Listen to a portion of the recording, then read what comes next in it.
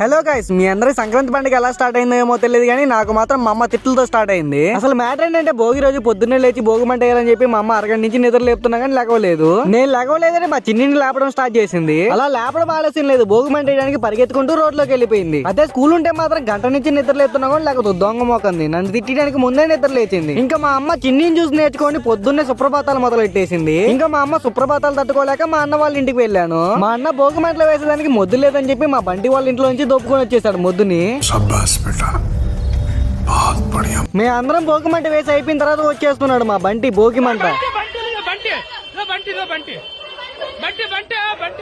మా Bunty style different. మేమందరం తాటాకులతో భోగి మంట వేస్తే మా బంటి మాత్రం పనికిరాని బట్టలు నైట్ టైం ఎవరింటికో కొయ్యకర్రలు దొబ్బేసుకొని వచ్చి వేస్తున్నాడు భోగి మంట.